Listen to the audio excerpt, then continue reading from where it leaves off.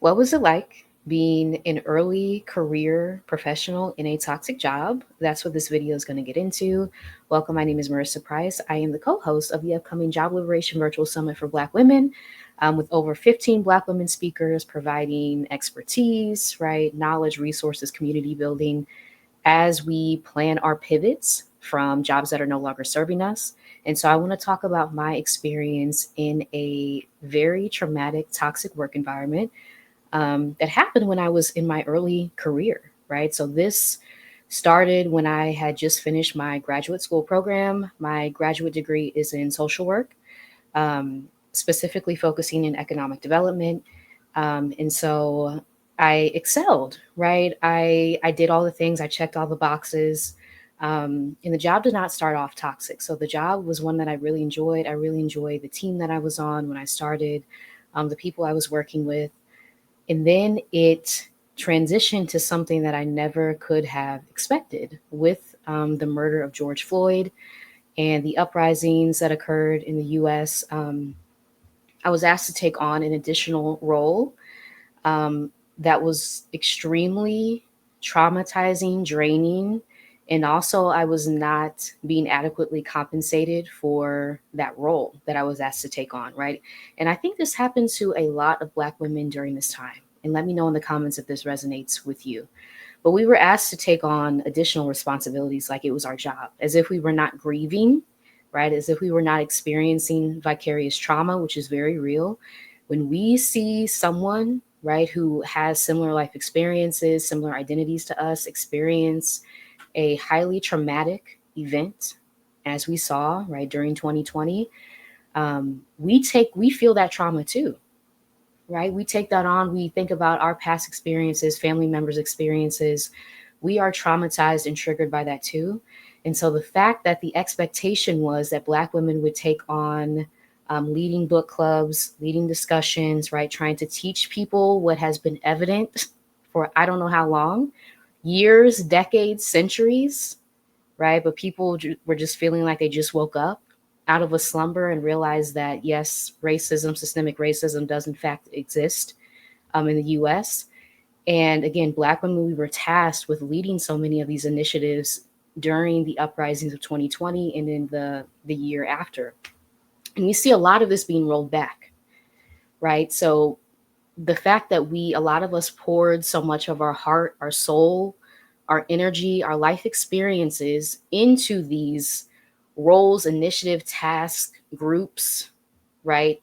Extra things outside of our job responsibilities often, in order to affect change because we saw what was wrong, right? And so just that, right? Just that. But getting back to the topic, being new in my career, being right out of grad school, into this job, being asked to take on this additional role, like I said, which was racial equity focused.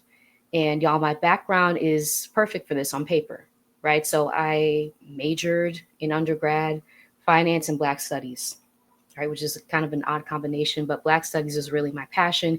Ended up going into banking. And so from banking transitioned into graduate school in economic development, my focus being Black owned businesses, Black women entrepreneurs. And so I had the basis of all the knowledge I could ever need, the academic experience, working with communities on these exact issues. I had this, and yet when I began to share my expertise and my knowledge, right, this other person who was now like over me when I took on this additional role, I guess she was triggered by this, right? Because she made a lot of comments, underhanded comments, a lot of microaggressions began to show when I began to express the skill set, the knowledge base, the lived experience that I had in this role, right? Being tasked with leading this initiative. So it was very confusing. I had no idea what was happening to me. And shout out to the person who commented in the live I did yesterday with Anne Marie Archer and Dr. Kamani, which I'll link in the description section.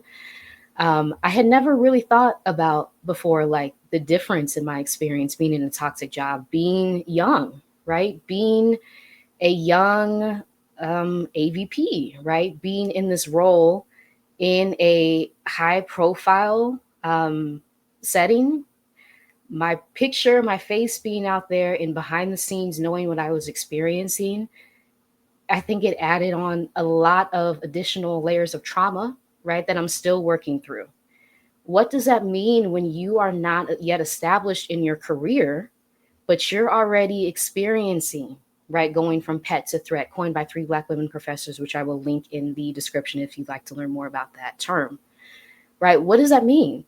I didn't have a chance to build up my retirement accounts, right? I had just newly entered the workforce again after taking a period of work off to go to graduate school, re entering the workforce, thinking that this was like my dream job opportunity, again, perfectly aligned with my skill set.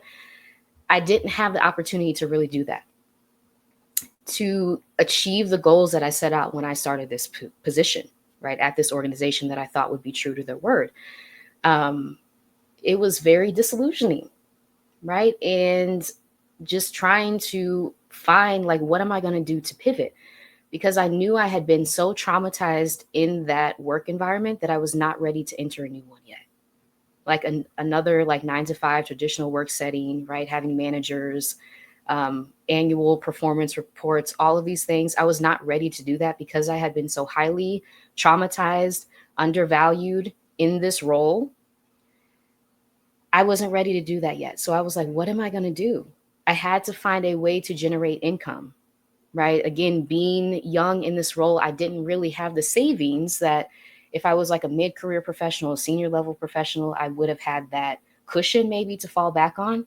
I didn't have that established yet. And so I had to pivot, right? I had to make my pivot, which is the focus of the upcoming Job Liberation Virtual Summit for Black women that I'm co-hosting with Dr. Kamani, who's a licensed clinical psychologist.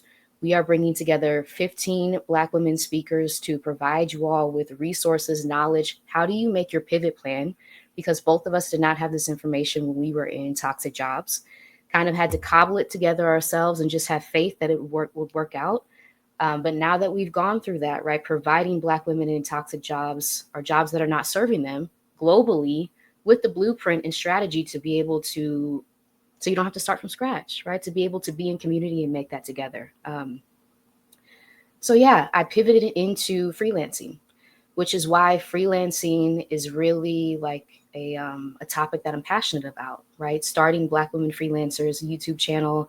I have a community of Black women freelancers. We gather together, right, to share what we're working on, sharing different challenges that we have, business plan together, share information, resources. How did you do this? Right? Can you show me how you did this? Did you use this tool? What did you think about it? So that we have that community of knowledge sharing to be able to continue the momentum going forward. But yeah, freelancing was really my pivot strategy as an early career professional who found herself, right, in a toxic work environment that I had no idea what it was like. I was kind of like blindsided in that sense. I didn't know what I was walking into. And again, I entered into it with the faith that they would be true to their word. And I think a little bit more maturity and wisdom at this age. I think this is probably like 3 years later. Yeah, it's almost 3 years later. Having the wisdom to be like, I need to go into every work environment with an exit strategy, not trusting that people are ever going to be true to their word, right? In these systems that we live in, lies are kind of the norm, unfortunately.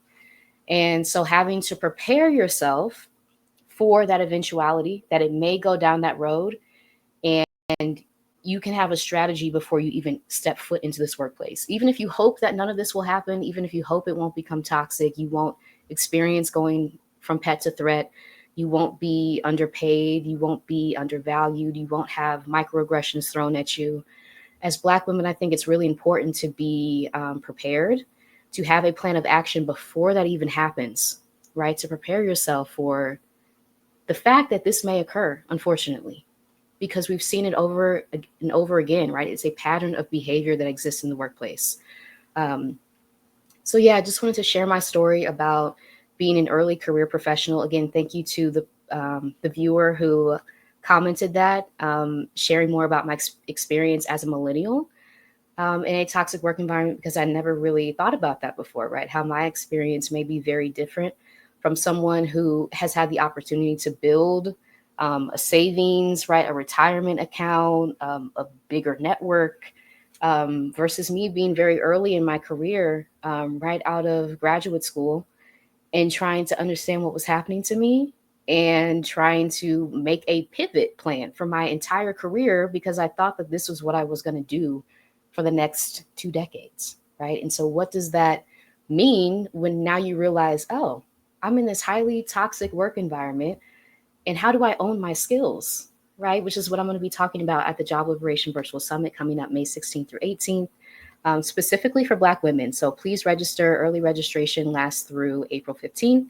But I will be talking about how to take your power back, how to own your skills and rebuild your self-worth, which is a journey I have been on over the past 2.5 years, since I exited that job and pivoted into becoming a freelancer, being a social worker, right?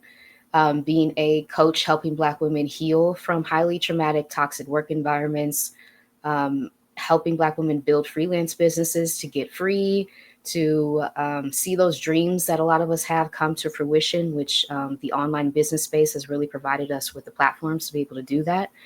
And so I'm happy to be able to share my story now that I've done more processing, healing, unpacking what I went through. I think it takes time. And that is like one piece of advice I'd love to share with this video is that it takes time. So it's going to be on your own timeline. There is no pressure to make an exit strategy at a certain time. Like there's no, you need to do this in 1 year. Like if it takes you 2, 3, 4 years, the important thing is that you have a plan out and that you know that you're not stuck, because that provides a certain level of freedom. Even if you have to stay there to meet certain goals, that's your plan, right? No one's journey is the same.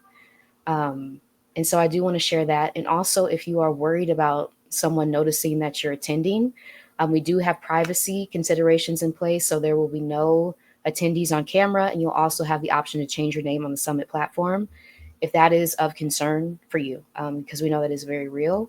And your privacy, your safety is our top concern, again, both as toxic job survivors, right? Both my co-host, Dr. Kamani, and I. So yes, thank you so much for listening, for watching. If you like this video, please like it.